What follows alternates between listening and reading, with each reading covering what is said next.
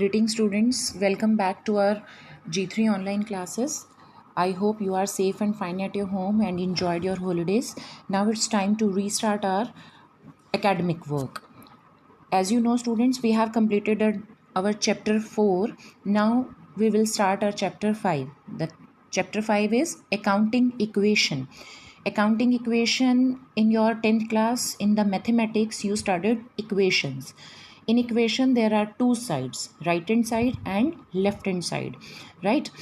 Now in equation, while solving the question we have to make the both sides equal. The same thing we will do in our accounting equation. There are two sides, right? And we have to make these two sides equal, but we have to understand how we can make these two sides equal, right?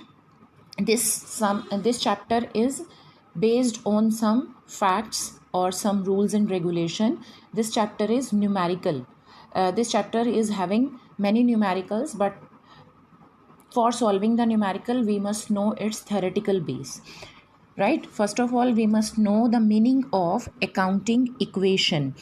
Accounting equation means it is a mathematical equation which shows that the assets and liabilities of a firm are equal. As I said earlier, that in equation we have to make equal the both sides, right? If the both sides are equal, then our equation is right. The same thing is applicable in the accounting equation also. In the accounting equation we are having two sides, the assets and liabilities. Assets and liabilities, you know this terminology of accountancy because we studied in chapter 2, basic accounting terminology we studied in accounting, right? You know the meaning of assets and liabilities. Every transaction has dual effect, you know students. In the previous lectures I told you that every transaction has two effect. No transaction has one effect.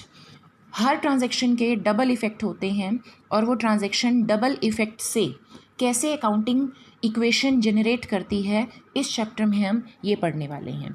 मैं आपको इस to side effect को एक example की help से clear करती हूँ. Suppose the business has purchased a machinery on credit. The business has purchased a machinery on asset, right, as a asset that affect the firm on two sides. The first, we have increased our asset, as you are seeing on the screen. Asset increase हो गई, but we have purchased this asset on credit. उधार में हमने ये machinery खरीदी है. This thing create our liabilities. This thing create liability on us.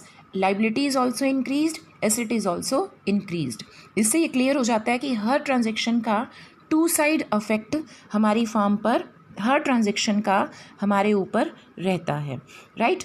और हम उन टू वे ट्रांजैक्शन को अकाउंटिंग इक्वेशन की हेल्प से शो करेंगे और उन ट्रांजैक्शन को असेट्स और लाइबिलिटी साइड में डिवाइड करके उनको इक्वल करके दिखाएंगे. अगर वो हमारा इक्वल आ जाता है, that means our equations, our transaction treatment is right. अगर उनका टोटल ठीक नहीं आता दोनों का, तो हमारा ट्रीटमेंट उन ट्रांजैक्शंस का रॉन्ग है.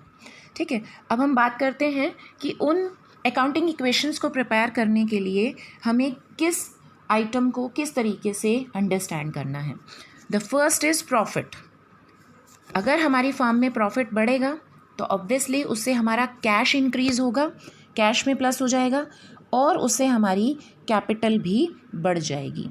कैपिटल का मतलब आपको पता है, वो पैसा जो एक बिजनेसमैन अपने व्यापार में लगाता है बिजनेस को स्टार्ट करते हुए. ठीक है. द नेक्स्ट इज एक्सपेंसेस, खर्चे.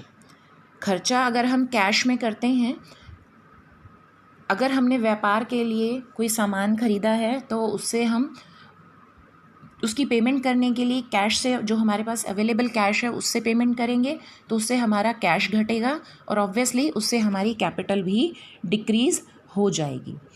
इसका हम इफ़ेक्ट पढ़ रहे हैं कि कौन सी ट्रांजैक्शन का इफ़ेक्ट कहाँ पर कैसा होगा. प्रॉफिट इंक्रीज़ होगा तो उससे कैश भी बढ़ेगा, कैपिटल भी बढ़ेगा. और प्रॉफिट तो है ही, प्रॉफिट मीन्स कैश बढ़ रहा है. एक्सपेंस अगर हम अपने बिजनेस के लिए करते हैं, कोई खर्चा करते हैं, तो उससे हमारी फर्म में कैश कम हो जाएगा और उससे हमारी कैपिटल भी कम हो जाएगी। थर्ड है इनकम। इनकम का मतलब आपको पता है, इनकम कैसे हम कैलकुलेट करते हैं?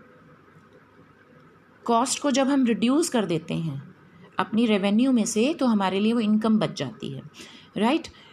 इनकम होती है तो उससे हमारे प्रॉफिट इंक्रीज होते हैं, प्रॉफिट इंक्रीज होते हैं तो उससे कैश बढ़ेगा, obviously profit in the form of cash, उससे कैश इंक्रीज होगा और कैपिटल भी इंक्रीज होगी।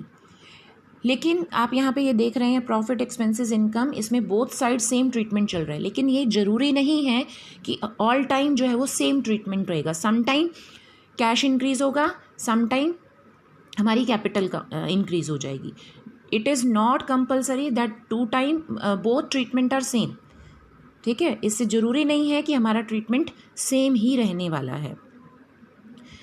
अगर मैं ड्राइंग्स की बात करूं, ड्राइंग्स का मतलब होता है ऑनर के द्वारा व्यापार में से निकाला हुआ पैसा, सामान या फिर कोई एसेट। अगर कोई व्यापारी अपने पर्सनल यूज़ के लिए अपने बिजनेस से कैश निकालता है या फिर गुड्स निकालता है या फिर एसेट अपनी पर्सनल यूज़ के लिए निकालता है, तो हम उसको ड्राइंग्स बोलते हैं, ठीक है। 3 फॉर्म में होती है ड्राइंग्स, जैसे मैंने अभी बोला ही।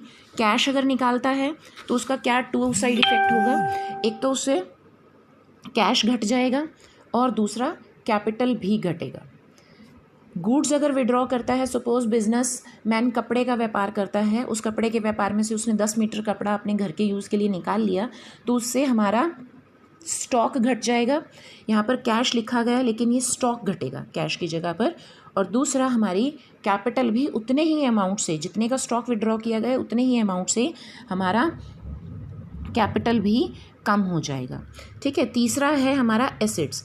अगर बिजनेस में अवेलेबल एसेट, सपोज गाड़ी है बिजनेस के पास और पर्सनल यूज़ के लिए उसको लगता है कि ये गाड़ी मैं अपने पर्सनल यूज़ के लिए अपने घर पे रख लेता हूँ, तो उससे हमारे बिजनेस की एसेट भी रिड्यूस हो जाएंगी और कैपिटल भी रिड्यूस हो जाएगी। तो हमने अभी तक ये पढ़ा कि किस आइटम का, किस ट्रांजैक्शन का 2 तरह का प्रभाव हमारे ऊपर कैसे पड़ता है। अब हम वापस आ जाते हैं कि अकाउंटिंग इक्वेशन में हम किस तरीके से किन किन चीज़ों में अकाउंटिंग इक्वेशन प्रिपेयर करते हैं। Assets is equal liabilities plus capital, assets is equal liabilities plus capital, ये हम एक फॉर्मेट पूरा तैयार करते हैं। उस फॉर्मेट में आइटम्स को रख कर हम लोग ये देखते हैं कि क्या हमारी लाइबिलिटीज़ प्लस कैपिटल इक्वल हैं एसेट्स के या फिर नहीं। इसके लिए मैंने पहले आपको ये बताया कि किस ट्रांजैक्शन का 2 साइड इफ़ेक्ट कैसा होगा। कोई भी ट्रांजैक्शन का हम 1 साइड इफ़ेक्ट काउंट नहीं करते, वो सिंगल एंट्री सिस्टम कहलाता है, जो कि हमारी कंपनीज एक्ट 2013 में वैलिड नहीं है। स्टूडेंट्स, आई थिंक आपको इतना क्लियर हो गया होगा। अब हम इसके कुछ important things discuss करेंगे in the next video।